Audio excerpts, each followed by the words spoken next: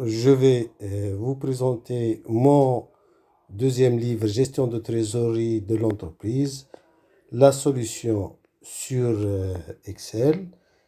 Donc ici, c'est le sommaire du livre, une introduction qui comporte les points essentiels du livre et des notions de la trésorerie, comme le fait d'éviter la détresse financière, prévenir un impact négatif sur la stratégie choisie par une entreprise, les relations bancaires, le code de crédit, risque de liquidité, risque de change, risque de transaction, risque économique, risque de taux d'intérêt, risque sur matière première, risque de contrepartie, risque action, autres risques financiers, identification des risques financiers, chiffre d'affaires, coût des marchandises vendues, autres frais généraux, bilan, processus de planification de l'entreprise. C'est un élément essentiel de trésorerie, comme le budget annuel, les rapports mensuels, les prévisions, base d'identification de l'exploitation, classement des risques financiers liés à la trésorerie. Dans le premier chapitre, donc, on va voir la notion de fonds de roulement et la relation entre le fonds de roulement et les trésoreries. Une notion que j'ai présentée dans mon premier livre, Finances de l'entreprise. Voilà, on a la relation qui existe entre fonds de roulement et besoin de fonds de roulement, la trésorerie nette n'est autre que la différence entre le fonds de roulement net et le BFR. Le rôle de la fonction trésorerie, la gestion des liquidités, la maîtrise des risques, la fonction de trésorerie dans l'organisation, dans l'entreprise, voilà. Et chapitre 2, environnement financier des trésoriers et le contrôle des opérations bancaires. Un élément essentiel de la trésorerie, les dettes valeurs, les taux d'intérêt, A, les taux directeurs sur le marché monétaire et le taux mensuel moyen, le TMM, le taux de découvert et taux discount, le calcul du nombre de jours d'agio, les commissions liées au mouvement, les autres commissions, le contrôle des opérations bancaires, le contrôle des conditions bancaires, le contrôle des taux d'intérêt. Et puis, chapitre 3, la trésorerie en valeur, prévision et positionnement des flux financiers. Voilà, parce que la trésorerie, c'est une trésorerie en valeur. Parce que la trésorerie en opération ne donne pas une idée claire sur les agios supportés par la trésorerie. On va voir les prévisions des flux financiers, le plan de financement, comment on fait un plan de financement. Voici un exemple. Et puis, la notion de free cash flow, parce que c'est lié à la trésorerie, budget et plan de trésorerie, les prévisions mensuelles de trésorerie, les prévisions quotidiennes, la fiche en valeur, exemple concret de fiche en valeur, voilà. Et puis, chapitre 4, financement bancaire et obligataire, donc c'est un élément important de la trésorerie, le financement de la trésorerie, prêt bancaire classique.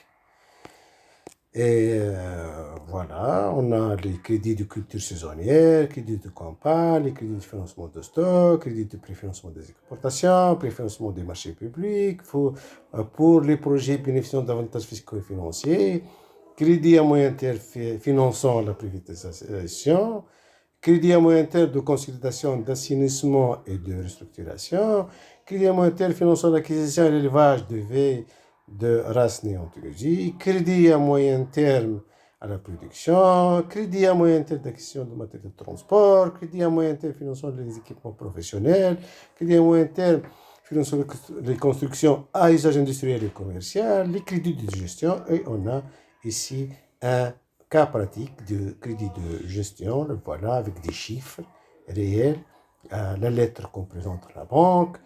Et ici, on termine par l'échéancier du crédit à moyen terme. Et ce tableau sur Excel, c'est un petit programme qu'on a fait ici, qu'on va le présenter en pratique. Maintenant, les marchés obligataires, donc c'est un moyen de financement de l'entreprise. Les titres de créances ou obligations de le marché financier tunisien. Voilà, les titres hybrides, les OPCVM. Chapitre 5, gestion des paiements.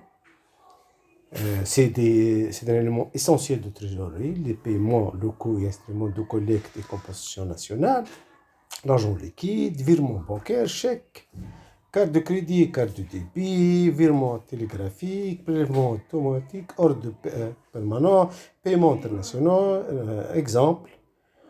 Donc, le SWIFT, Society of Worldwide Financial Telecommunications, c'est un élément important à présenter. Implication pour les trésoriers, coût de tenue de compte en devise, localisation des comptes en devise, mode de paiement international, chèque en devise, les chèques à encaisser, chèques à négocier, réduire les coûts et les délais de collecte, chèque bancaire, collecte documentaire, lettre de crédit, et tout cela, c'est dans le chapitre 5. Dans le chapitre 6, gestion de liquidité, dette de base représentant un risque de financement, prévision de trésorerie à court terme, prévision à moyen terme, prévision de trésorerie à long terme, notamment du budget à plus d'un an, et voilà.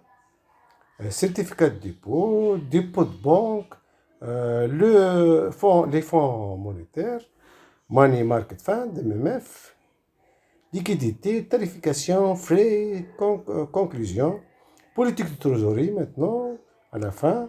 C'est un chapitre très important, chapitre 6, gestion de la fonction trésorerie. Donc, objectif de la trésorerie, couvrir les risques dès qu'ils surviennent, bien sûr. Une trésorerie centrale à quasi-profit. Une trésorerie de centre de profit, résumé. Donc, contrôle interne. Donc, c'est les procédures, notamment. Les procédures, voilà, le contrôle de paiement. Trésorerie centralisée ou décentralisée.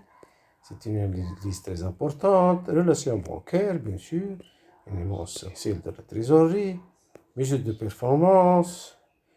Et voilà, c'est un chapitre détaillé aussi. Système de trésorerie, c'est les logiciels, comment on peut gérer la trésorerie à l'aide de programmes informatiques, notamment celles liées ou connectées avec les comptes bancaires.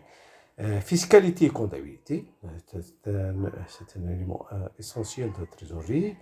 Et décision et arbitrage de placement du financement, décision de placement du financement, des financements de trésorerie, les différents placements de trésorerie, la présentation des décisions d'arbitrage, les arbitrages entre les placements, les arbitrages entre les financements, les placements et financements d'appoint. Chapitre 11, la gestion des risques financiers, comment on gère les risques financiers de trésorerie. Donc, je ne vais pas entrer dans les détails. La gestion de trésorerie dans les groupes, ici. Donc, les avantages d'une gestion de trésorerie de groupe, optimisation de gestion des crédits et des placements, et ainsi de suite. Donc, c'est un chapitre aussi détaillé. Et puis,